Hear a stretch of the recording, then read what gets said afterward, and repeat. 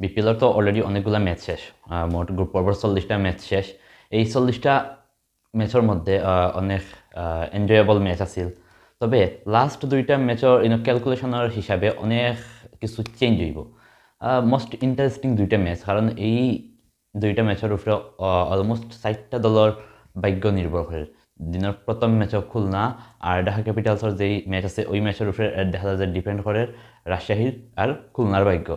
আর দ্বিতীয় ম্যাচও, যেটা আজকে সন্ধ্যা 6:30টার সময় শুরু হইব, বরিশাল আর চিটাগাং কিংস। এটা একটা ইন্টারেস্টিং ম্যাচ।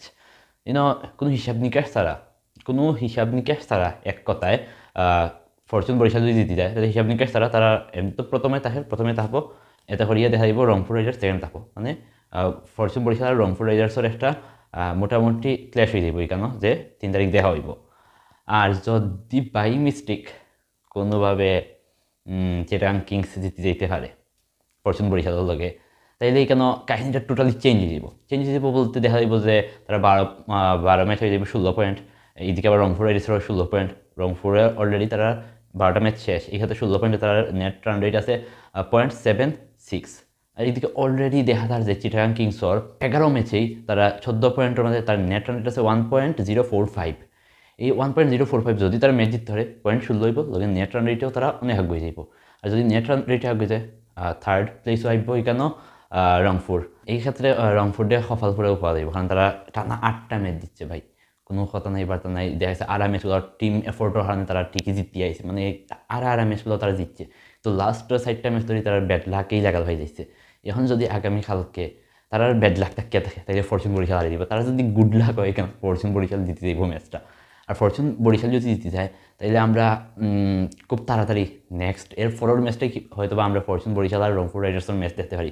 যেটা এবার কেরাসরের থার্ড বিগেস্ট ম্যাচ হইতে পারে, কারণ অলরেডি গ্রুপ পর্বের 2টা ম্যাচ হয়েছে, এর মধ্যে একটা ফরচুন বরিশাল আর রংপুর রাইডার্সের মোটামুটি পুরোই প্রতিদ্বন্দ্বিতা হয়েছে। আর নেক্সট ম্যাচ হইব, তবে আই হোপ আজকে ফরচুন বরিশাল জিতব। ফরচুন বরিশাল যদি জিতে যায় তাইলে এই ক্ল্যাশটা দেখা যাইব, আদারওয়াইজ হওয়া তো যায় না।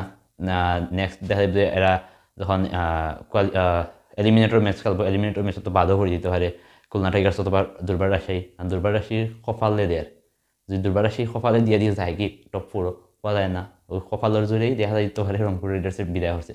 তো যত তাড়াতাড়ি সম্ভব আমরা আর 2বার দেখতে চাই ফরচুন বরিশাল আর রংপুর রাইডার্স, আর 2বার। কারণ যদি ফার্স্ট কালকে আই যায় চিটাগাং কিংস, তাইলে দেখা যাবে যে টপ 2 থাকবো, সেকেন্ড প্লেসও থাকবো রংপুর রাইডার্স। এতে ফার্স্ট কোয়ালিফায়ার দেখা হয়ে যাব, তারা নেক্সট সেকেন্ড কোয়ালিফায়ার আবার খেলবো রংপুর রাইডার্স, খেলে আবার ফাইনাল যাক আবার ফরচুন বরিশাল রংপুর রাইডার্স। বিসিবিরও আইলো, আমরা একটু খেলাগুলো এনজয় করলাম। দর্শকর আর কি তার দরকার, দর্শকর অলওয়েজ দরকার তো এনজয়েবল ম্যাচ।